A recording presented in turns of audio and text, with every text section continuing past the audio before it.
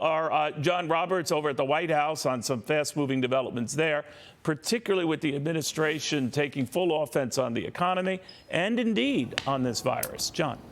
Yeah, and it would seem that the first shoe to drop post-impeachment acquittal is the fact that Lieutenant Colonel Alexander Vindman, who you remember had concerns about the phone call that the president had with the Ukrainian President Vladimir Zelensky and brought those to the attention of the NSC's lead counsel, has been fired from his job and escorted from the White House. In a statement that was given to Fox News by his attorney, David Pressman, Pressman says, quote, "There is no question in the mind of any American why this man's job is over, why this country now has one less soldier serving it at the White House. Lieutenant Colonel Vindman was asked to leave for telling the truth. His honor, his commitment to right frightened the powerful." Fox had confirmed this morning that Vindman was not long for the job, and the president was asked about it as he was on the way out of the White House earlier today on his way to North Carolina. Here's what the president said. Well, I'm not happy with him. You think I'm supposed to be happy with him? I'm not. They'll make that decision. You'll be hearing. They'll make a decision.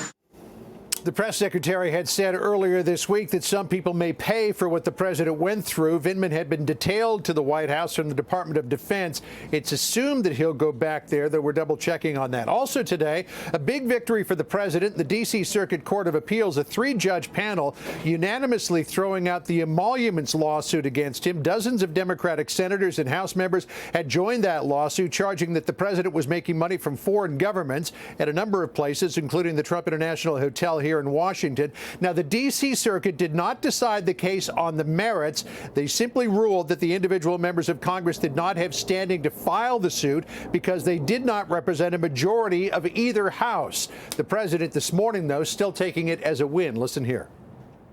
It was a total win. This was brought by 230 Democrats in Congress on emoluments. It was another phony case, and we won it 3-0. We won it unanimously. Senate Judiciary Committee member, though, Richard Blumenthal, the senator from Connecticut, indicating that the fight might not be over in a series of tweets earlier today, tweeting, quote, "Today's decision was not based on the merits of our allegations that Trump has been defying the foreign emoluments clause, and nothing changes the fundamental facts. Trump has flagrantly and frequently violated the Constitution's preeminent protection against corruption." The president also weighing in this morning for the first time on Nancy Pelosi on Tuesday night, ripping up her copy of his State of the Union address. Listen to what the president said. Well, I thought it was a terrible thing when she ripped up the speech. First of all, it's an official document. You're not allowed. It's illegal what she did. She broke the law.